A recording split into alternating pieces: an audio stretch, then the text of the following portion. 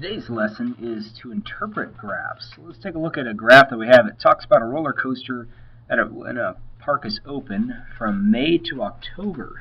So if we look at the timeline here, this is in months. So here's May. It's open to October here. And the graph shows the number of park visitors over the season that it's open.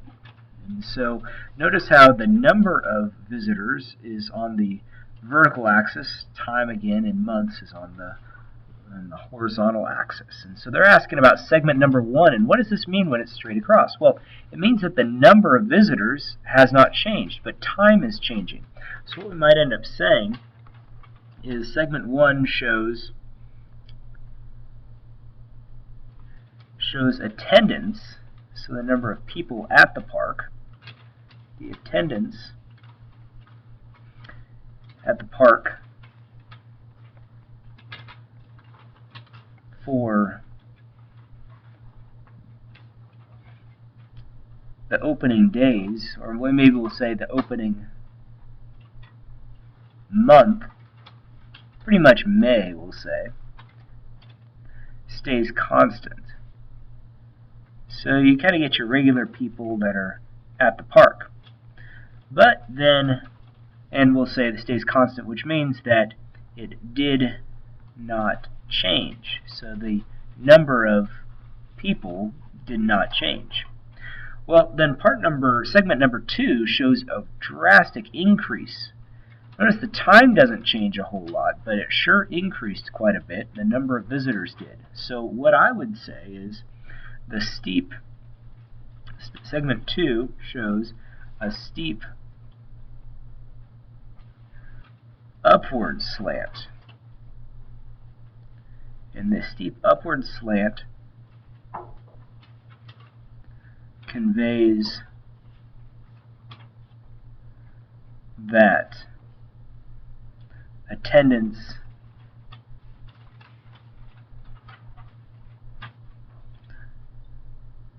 rises quickly. So it means that people that are going to the park is sure going up, and a reason for this might be maybe summer break is happening, because we said that it opens in May and it's open through October, so this is probably like June or so.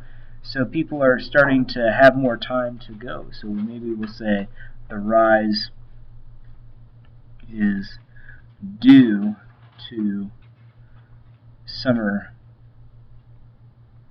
vacation. Well, let's take a look at the third segment. Third segment, it's still increasing, but just not by as much. And so that's what we'll say here. So attendance is increasing,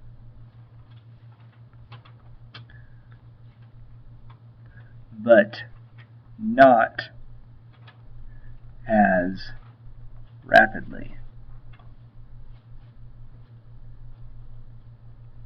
So it's still going up, definitely increasing. It hasn't stayed constant, but it is going up. Now, notice segment 4 is dropping quickly.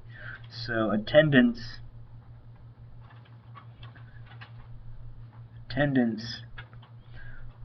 dropped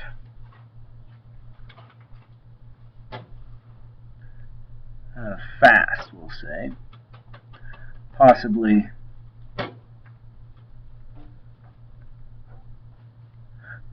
due to school being in session. And then let's take a look at the segment 5. Segment 5 is still decreasing, so it's still decreasing, but not as quickly. So the slant of the line determines how fast something is either going up or going down. A line going straight across horizontally means there's no change in the y value, which in this case was the number of visitors. So we have a different scenario here. Here we have a spelling bee practice, and these 3 different people are practicing for the spelling bee, and there's 100 words they need to memorize. And so notice this person here is memorizing the same number of words every day. So the number of words learned, that's what it is in the y direction, is changing at the same rate as the time in days is changing. So this is a constant rate of change. So we'll say this person learned the same number of words each day. So it's a constant rate of change. We'll say a constant rate of change. So there was some change involved, and it was a constant rate of that change. Compared to this segment 1, it stayed constant. The number of visitors stayed constant. That was straight across. This one is increasing, but at a constant rate of change.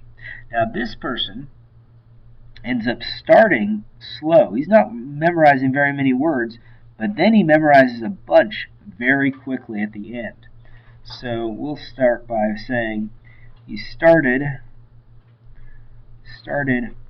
with only a few words,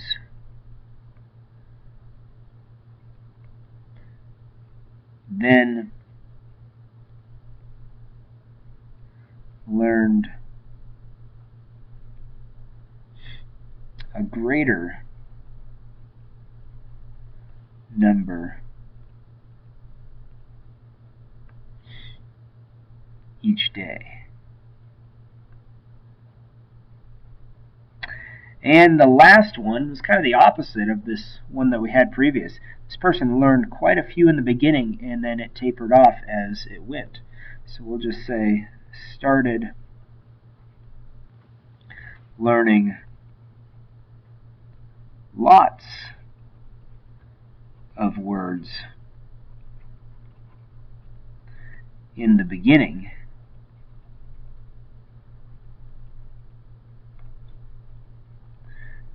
then fewer as the days progressed. Well, that's the first set of problems. Let's take a look at the next set. And the next set of problems talks about how Ed provides free math tutoring to his students every day after school. No one attends the first week, and over the next 2 weeks, the use of the tutoring service gradually increases. So if nobody attends the first week, this is the number of students on the y-axis, horizontal is time, nobody attends, so we'd have a line going straight out to 1 from the 0 mark. So that's 0 students attended that first week. And then it says students gradually started attending. Gradually means that the line's going to go up, maybe a little bit quicker as it goes, and it might be something like that. Well, then it says, well, what happens if Ed is giving a math test on the end of the 5th week? How will this affect the number of students who come in for tutoring? Well, probably I would say that more students will come because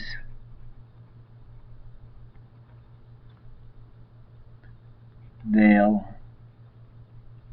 want help prior to the test. So then they ask, well, what would that look like on the graph? Well, it would look like this. We start with no students attending, then it gradually increases, and then since he's going to have that test on the 5th week, that means it's probably going to really start to increase, and then we'll hit that 5th week, and then after the test, I would think that students would start to fall off. I think that it would start to fall off, and then it would kind of level out to where it was before. And so it offers some extra credit. Students who come to tutoring, how will this affect the number of students who will attend tutoring? Well, if he offers extra credit, I think the general shape would be the same.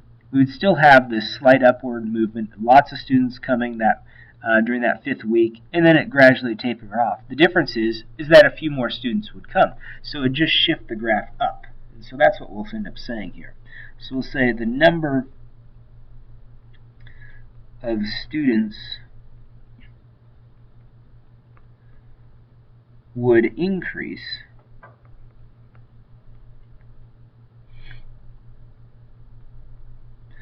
but the overall trend, so the overall trend meaning what the graph looks like, would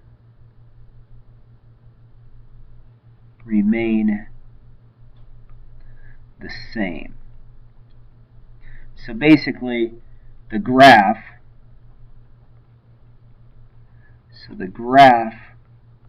will look the same but shift upward.